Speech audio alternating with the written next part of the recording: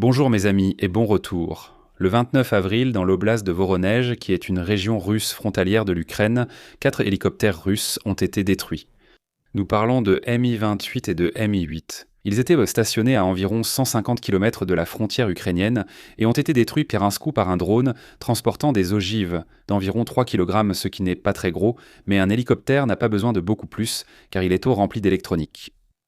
Et n'importe quelle explosion suffit à l'endommager au point qu'il ne puisse plus jamais voler. Regardons aussi la vidéo, car l'un des hélicoptères avait en fait un mécanicien dessus, près des rotors au moment de l'explosion. Un par un. Celui-ci, c'est le Mi-17. En zoomant dessus, on peut voir qu'il y en a un autre juste à côté. Et il y a un mécanicien ici debout, ce point noir que vous voyez. Mais dans celui-ci, je pense que le mécanicien est censé être juste à côté des rotors. C'est le Mi-17. Ça a l'air sympa en fait, elles sont plutôt jolies. Je les aime bien. Et tu peux voir qu'ils travaillent sur les rotors, et l'image du drone est toujours zoomée. Donc tu te demandes pourquoi il ne se retourne que maintenant. En voyant le drone, c'est parce que l'image est cadrée bien plus en avant que le drone lui-même. Parce que pour nous, c'est zoomé. Maintenant, il le remarque, il se retourne, mais c'est trop tard. Ce mécanicien dort maintenant avec les poissons. Et voilà la vidéo du drone de reconnaissance. L'hélico est hors service. Tu crois qu'ils peuvent le réparer ? Je ne pense pas, 3 kilos d'explosifs suffisent pour cet hélico. Un mécanicien est tombé, un autre s'enfuit. Ce mécanicien à côté de cet hélico, c'est un Mi-28. Cet hélico est encore plus beau, j'adore vraiment leur look. Regarde, celui-là s'enfuit, il sauve sa vie. Et cet hélico aussi est complètement détruit, bon pour la casse maintenant. Drone de reconnaissance, très loin, très loin. Il l'enregistre. Au fait, regarde la forme de ce drone. Tu arrives à bien la voir ? Regarde ça. On dirait un petit triangle. C'est un drone très spécifique que les Ukrainiens possèdent. Laisse-moi te le trouver. Ça pourrait être le drone Ram 2 puisqu'il ressemble à ce triangle blanc. Mais encore une fois, je ne peux pas confirmer. L'image est trop floue. Mais ces drones ont une ogive très petite pour un drone à voilure fixe, mais ils font le travail. Cette destruction a été réalisée par la 429e brigade des systèmes sans pilote Achille et la 43e brigade d'artillerie des forces armées ukrainiennes. Mais maintenant, mes amis, nous allons regarder une vidéo du porte-parole officiel du Kremlin, Dmitri Peskov, qui était connu pour mentir tout le temps. Mais dans ce cas, je le crois. Il parle du défilé du 9 mai qui va forcément avoir lieu. C'est la plus grande fête en Russie, le jour de la victoire. C'est leur religion et leur mode de vie, leur culture et leur façon de penser. Alors, comment ce défilé va-t-il se dérouler cette année ? Laissons Peskov répondre à cette question pour le Kremlin. Face à cette menace terroriste, bien sûr, toutes les mesures sont prises pour minimiser le danger. Le défilé aura lieu, mais n'oublions pas qu'après tout, l'année dernière, c'était un défilé anniversaire. Un format à grande échelle, comme il se doit pour une date anniversaire. Cette date n'est pas un anniversaire, mais le défilé aura quand même lieu. Pourtant, laissons-le dans un format réduit. J'adore la façon dont les Russes le disent tout le temps. Avancer vers des positions plus défendables ou dynamiques négatives quand la route s'effondre. Eh bien, le défilé aura lieu, mais dans un format réduit. Certaines sources en ligne spéculent que les Russes feront le défilé, mais sans équipement. Donc les hommes défileront, bien sûr, et les femmes aussi, mais sans équipement. Pas de missiles, pas de chars, pas de BTR. Donc ça aura l'air très triste. Voyons comment les Russes réagissent à cela sur Telegram, car Telegram permet à certains d'entre eux d'être anonymes s'ils le souhaitent. Et comment l'utilisent-ils ? Vous pourriez demander, oui, ils utilisent des VPN en Russie, ils sont bloqués un à un. Mais il en existe des centaines. Donc les Russes passent comme simplement de l'un à l'autre. C'est un jeu du chat et de la souris. Donc Elena dit que la démilitarisation se déroule comme prévu, mais il y a une nuance. Evgeny Sharbakov dit, et comme d'habitude, Pipa célèbre la victoire de quelqu'un d'autre pour l'URSS, mais il n'a aucune victoire à lui. Seulement des échecs et des humiliations. Il organise un défilé, mais il laisse tomber Lénine lui-même. Quel perdant ce Pipa. Et ils parlent de leur propre tsar. Voici Dania qui dit « Mince, nous n'avons pas besoin de changement de personnel ni d'une défense anti-aérienne super performante. Nous devons simplement mettre fin à cette opération militaire spéciale, inutile et insensée. Voilà la solution. » Et enfin, Maria, quel genre de défilé peut-il y avoir quand tout ce que nos grands-pères et arrière-grands-pères ont gagné a été complètement gâché? Tout ce qui a été bâti à la sueur du front après-guerre. À qui revient la victoire aujourd'hui? Nos ancêtres se retourneraient dans leur tombe. Notre gouvernement n'a aucun droit d'organiser des défilés. Ce sont des petits-enfants corrompus et sans valeur qui ont gaspillé les réalisations de leurs ancêtres. Et sans doute la majorité de ceux qui étaient déjà traîtres. Donc oui, 4 commentaires distincts de Russes en Russie critiquant leur propre gouvernement. Et enfin, j'aimerais vous présenter un commentaire provenant d'une prison russe. Igor Strelkov-Girkin, celui qui est responsable d'avoir abattu l'avion de ligne civile en 2014, vous vous souvenez tous de cela, dit ceci. Je vous le lis. Malheureusement, nous nous dirigeons vers une défaite militaire. C'est un fait. Sans forcément l'accepter, mais reconnaissons au moins ce fait désagréable, et partons du principe que la menace est réelle, et que l'Ukraine continuera à recevoir tout ce dont elle a besoin, tandis que nous continuerons à ne rien faire de vraiment sérieux pour empêcher cette menace. Strelkov-Girkin attend sa propre mort en prison depuis plus de 2 ans maintenant. Donc il n'a rien à perdre et aucune raison de mentir puisqu'il sait qu'il est condamné. C'est pour ça que je le lis, c'est pour ça que je le crois. Il a déjà tout perdu. Jetons maintenant un très rapide coup d'œil à l'économie russe et les choses sont, très très chaudes. Je vais vous parler d'une femme, Elvira Nabiullina, qui est à la tête pensante, la puissance intellectuelle de la Banque centrale russe. Je dirais qu'elle, à elle seule, maintient l'économie russe à flot malgré la politique et la guerre insensée de Poutine.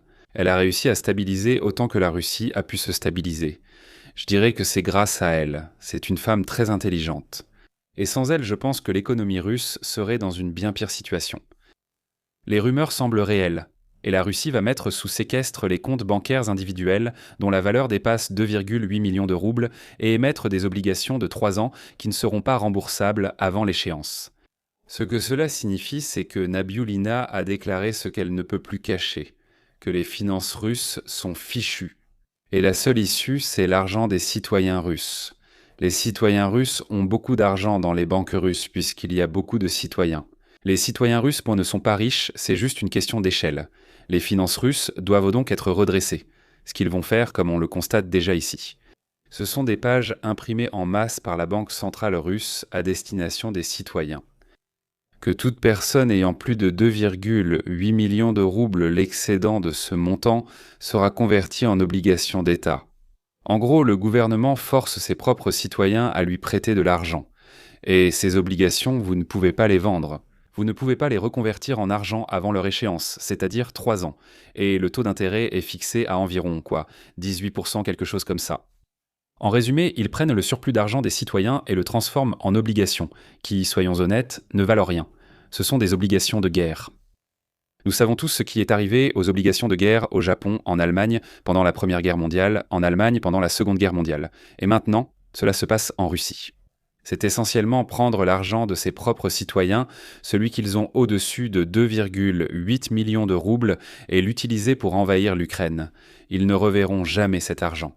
Et c'est une manœuvre très très risquée et dangereuse parce qu'elle détourne des dizaines de millions de Russes de la Banque centrale et du gouvernement.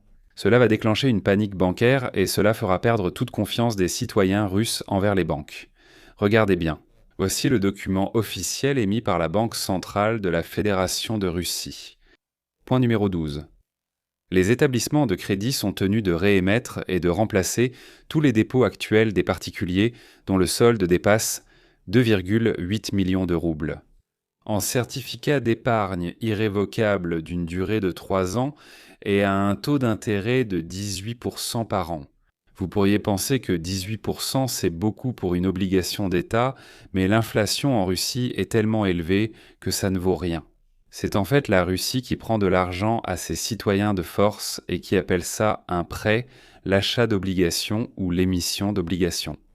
Ils ne les émettent pas vraiment, ils forcent les citoyens russes à financer cette guerre. C'est une mesure très drastique, ce qui nous montre qu'ils paniquent.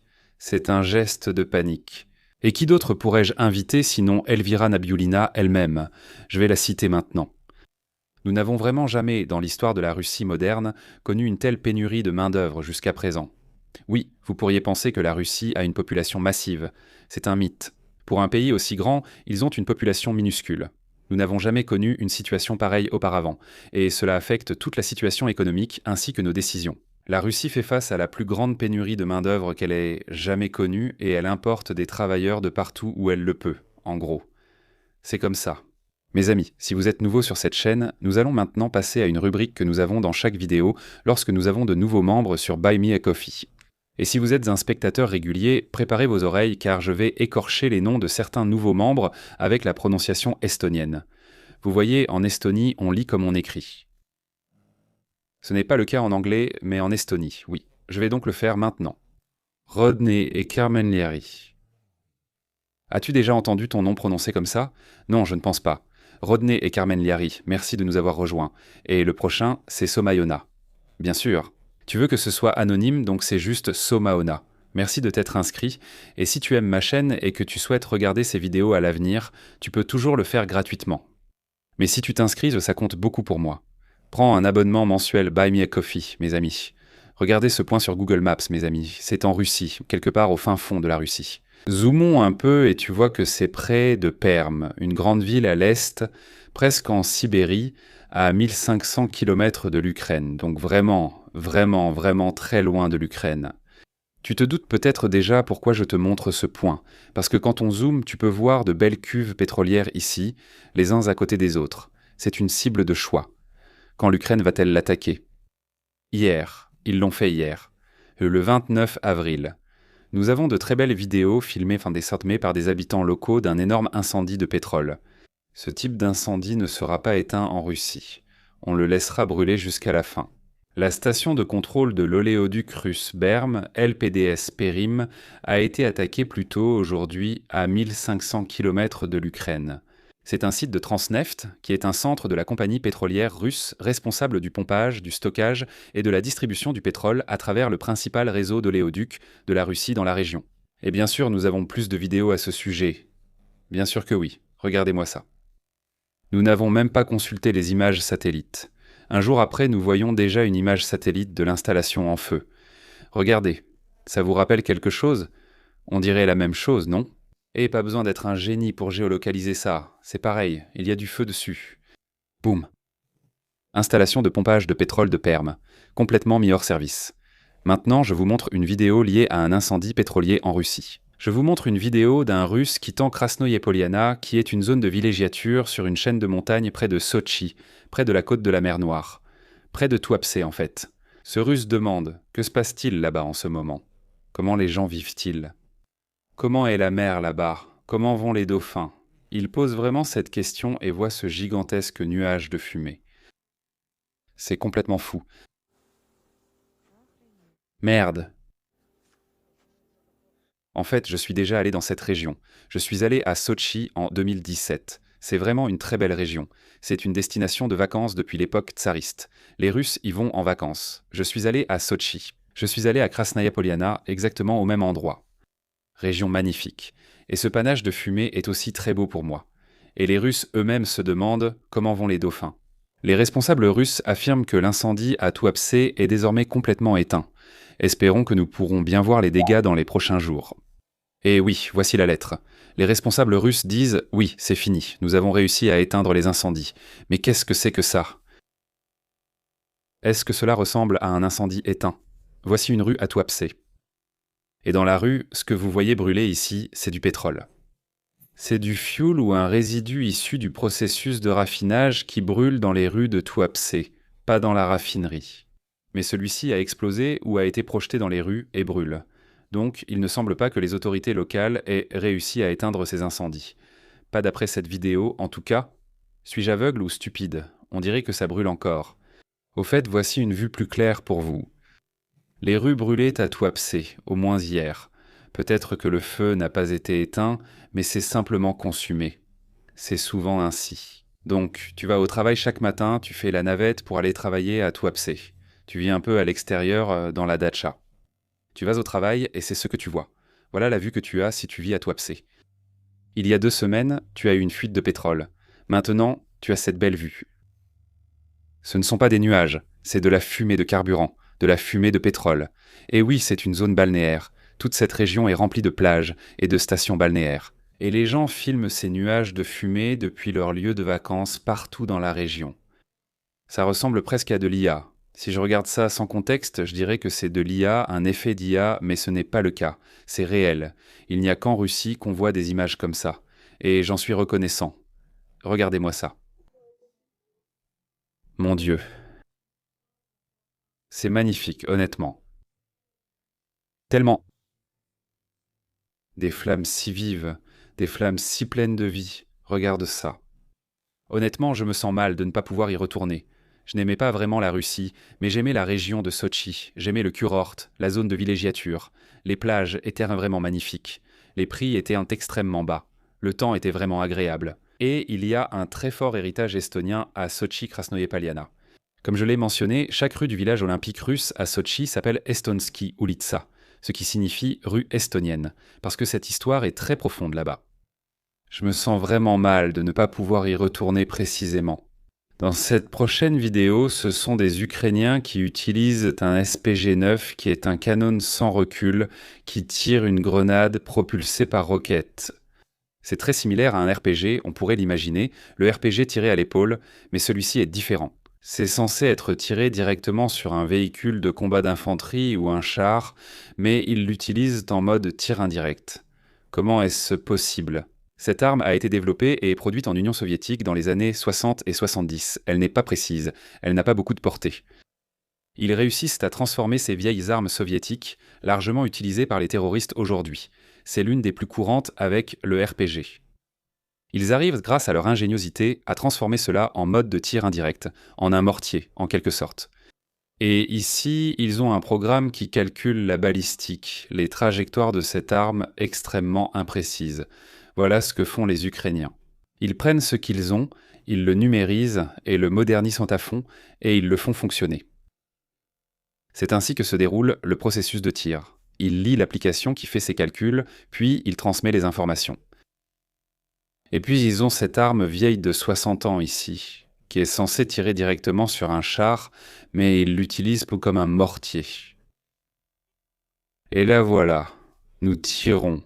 Ubidrap tuons quelques Peters, c'est ce qu'ils disent. Boum. Oui, vous pourriez penser que ce n'est pas une grande nouvelle, qu'une petite arme ne change pas grand-chose, mais cela montre ce que les Ukrainiens sont capables de faire avec des armes soviétiques vieilles et plus de 60 ans qu'ils possèdent encore. Nous n'avons pas vu les Russes faire cela. Et sur cette note, mes amis, c'est une note positive. Je vais terminer la vidéo d'aujourd'hui. Je reviendrai chaque lundi, mercredi et vendredi. Alors n'oubliez pas de vous abonner à la chaîne. N'oubliez pas de revenir. Et au revoir.